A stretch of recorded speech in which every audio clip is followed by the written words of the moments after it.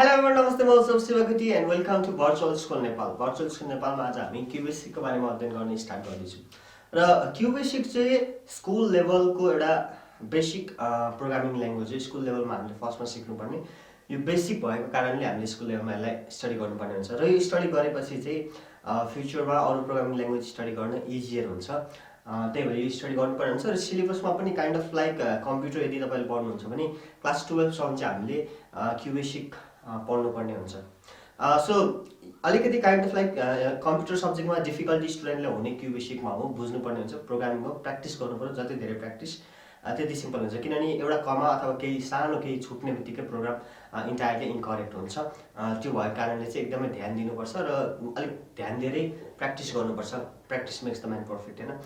तर QBASIC study गर्दाखेरि हामी चाहिँ यो भर्चुअल स्कुल नेपालको QBASIC ट्युटोरियल जुन छ यसमा काइन्ड अफ लाइक बेसिक देखि कभर गर्दै जान्छौँ. सानो लेभल देखि काइन्ड अफ 10-12 सम्म हुने गरी बेसिक चाहिँ प्रोग्रामिङ सबै कभर गर्नेछु.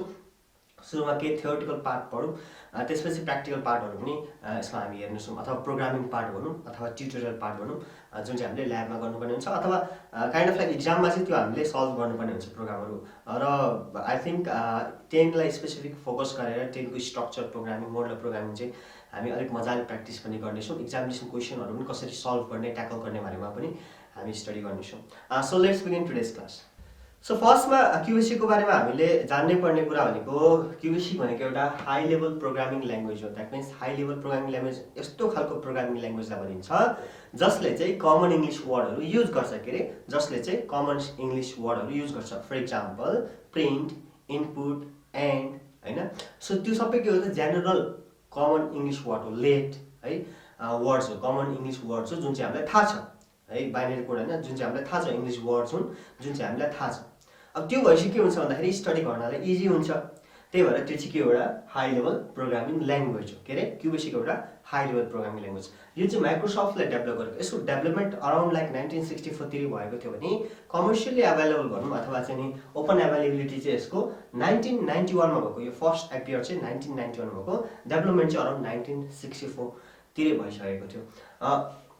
यसको फुल फर्म तिर जाउँ. What is the full form of QBASIC भन्दाखेरि फुल फर्म चाहिँ के हो त? Quick beginners all purpose symbolic instruction code. यहाँ लेखेको छु मैले, quick beginner all purpose symbolic instruction code. You should remember the full form of QBASIC. के रे, quick beginners all purpose symbolic instruction code.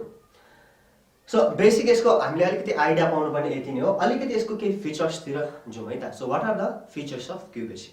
First भनेको QBASIC को कुनै पनि प्याकेज हुन्छ नि, तपाईले प्रोग्रामिङ गर्दाखेरि इफ यु आर अलिकति ठुलो हुन्छ भने तपाईले डिफरेन्ट प्रोग्रामिङ ल्याङ्ग्वेजहरु सिक्नु भयो होला, सी सिक्नु भएको होला.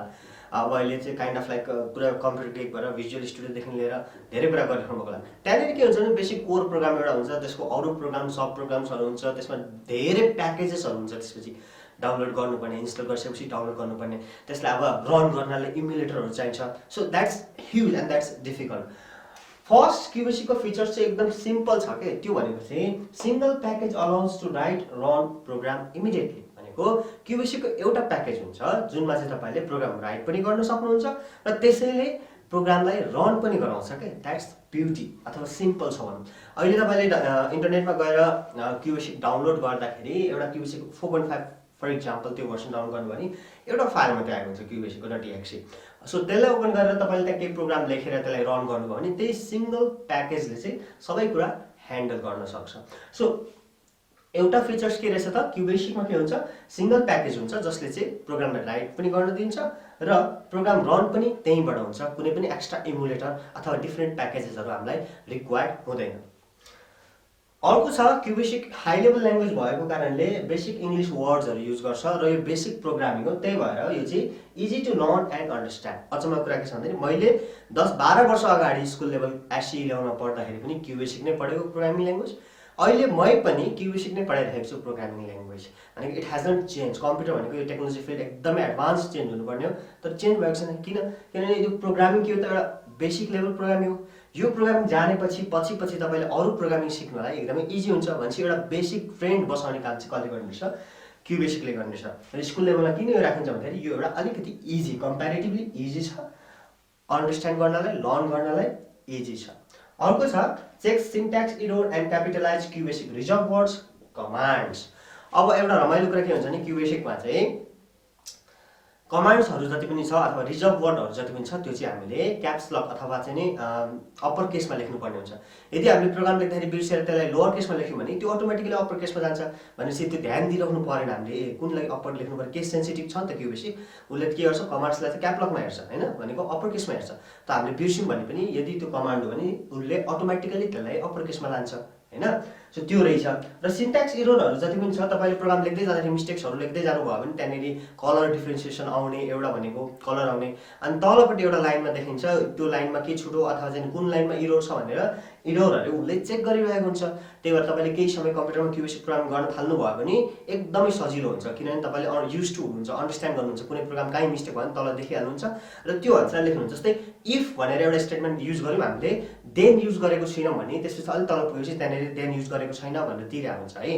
सो त्यो भनेको के हो त, उसले के गर्दो रहेछ त सिन्ट्याक्स एररहरू पनि चेक गर्दो रहेछ।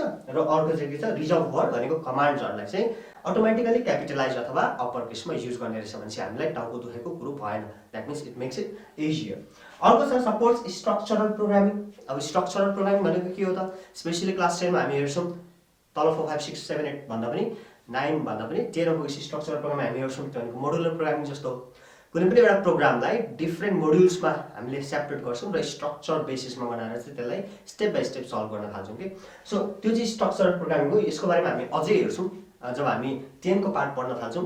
हामी बेसिकदेखि स्टार्ट गर्दैछौँ, लाइक 6 7 पढे तपाईँले यो भिडियो हेर्न सक्नुहुनेछ। सो स्ट्रक्चरल प्रोग्रामिङ चाहिँ ठुलो बल्की प्रोग्राम्सलाई सानो सानो सानो मोड्युल्समा लगेर इजियर बनाइदिन्छ। त्यसको बारेमा हामी स्ट्रक्चरल प्रोग्राममा अलिक मजाले हेर्छौँ। अर्को छ allows to break lengthy programs into modules. त्यही हो मोड्युल्सकै कुरा आयो त्यहाँनिर है त। So these are the features of QBASIC. QBASIC को features चाहिँ यति रहेछ। I think you are clear about the features of QBASIC.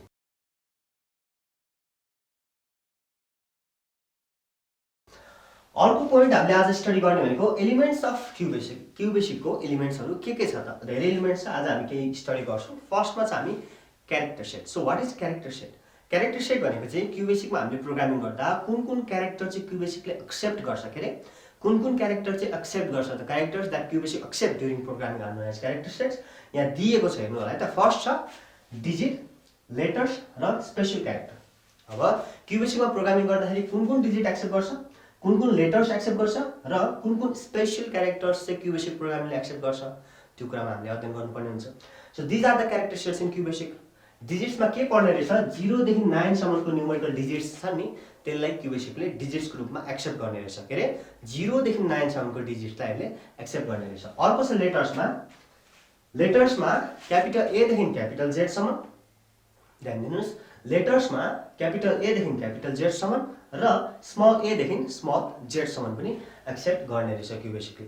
त्यसै स्पेशल क्यारेक्टर्समा चाहिँ यहाँ मैले सबै चाहिँ लेखेको छैन, plus minus multiplication division percentage less than greater than less greater equals to हैन, त्यसपछि फेरि पावर स्क्वायरको लागि पावर हैन टु द पावर, अनि त्यसपछि स्मल ब्र्याकेट्स एन्ड हैन, अनि त्यसपछि स्ट्रिङ अथवा डलर, यस्ता यस्ता स्पेशल क्यारेक्टर्सहरू पनि QBASIC ले एक्सेप्ट गर्नुपर्छ। द्याट मिन्स QBASIC को क्यारेक्टर सेटमा डिजिट्स 0 देखि 9 सम्म, लेटर्स क्यापिटल ए देखि क्यापिटल जेड र स्मल ए देखि स्मल जेड सम्म र स्पेशल क्यारेक्टर्सहरू QBASIC ले एक्सेप्ट गर्ने रहेछ। यो चाहिँ के हो त, एउटा एलिमेन्ट्स अफ QBASIC हो। सो अब हामी कन्स्ट्यान्ट र भ्यारिएबलतिर जाउँ। यसको बारेमा हामीले त्यति धेरै डिपली जान्नु नपरे पनि कन्स्ट्यान्ट र भ्यारिएबल भनेको के हो भन्ने कुरा चाहिँ हामीले स्टडी गर्नुपर्ने हुन्छ। So what is constant and what is variable? So constant के हो भन्दाखेरि हाम्रो प्रोग्राममा रन गऱ्यौँ, जस्तै लेट ए इक्वल्स टु 15 लेखेको छ र त्यो प्रोग्राम टोटल रन भइसकेर कम्प्लिट भइसक्दाखेरि एक्जिक्युसन भइसक्दाखेरि पनि ए को भ्यालु 15 नै मात्रै रहिरहन्छ भने त्यो ए को ए चाहिँ के भयो त, त्यहाँनिर कन्स्ट्यान्ट भयो। That means the value assign, जुनमा हामीले भ्यालु असाइन गरेको छौँ त्यो चाहिँ प्रोग्राम एक्जिक्युसन टाइममा यदि चेन्ज हुँदैन, द्याट रिमेन्स कन्स्ट्यान्ट भने त्यसलाई हामी के भन्ने रहेछौँ त, कन्स्ट्यान्ट भन्ने रहेछौँ।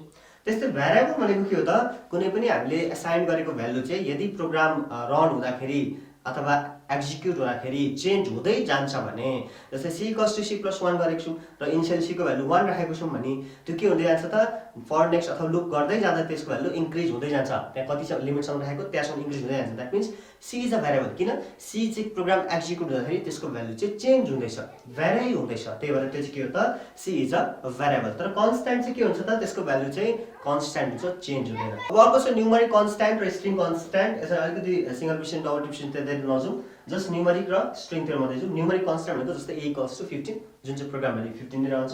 स्ट्रिङ भनेको a equals to a string equals to computer लेखेको छ त्यो स्ट्रिङ भनेको चाहिँ त्यो हो।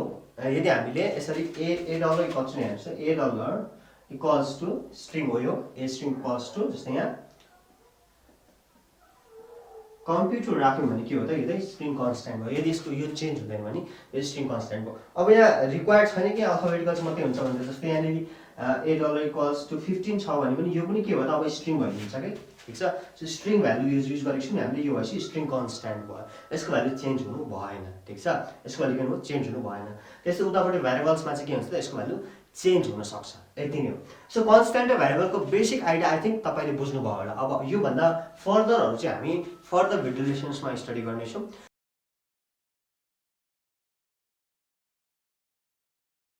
What do you think about this video lesson? QBASIC को basic tutorial हामी will add up प्रोग्रामिङ पनि एड अप गर्छौं र इम्पोर्टेन्ट क्वेशन्स फर एसई पनि हामी एड अप गर्दै जान्छौं। त्यस्तै प्लस 2 तिर पनि हामी QBASIC को कभर गर्दै जान्छौं। यो चाहिँ बेसिक हो। आजको भिडियो चाहिँ लाइक 6 7 8 9 10 11 12 सबैले हेर्न सक्नुहुन्छ। आई थिंक सबैले बुझ्ने गरी मैले यो भिडियो प्रेजेन्ट गर्न खोजेको छु। So what do you think about this video lesson? Go down below, comment, put your thoughts, and if you have any question regarding this particular video, ask your question in the comment. I will try to answer it at my earliest convenience. Stay home, stay safe, and see you in the next class. Goodbye.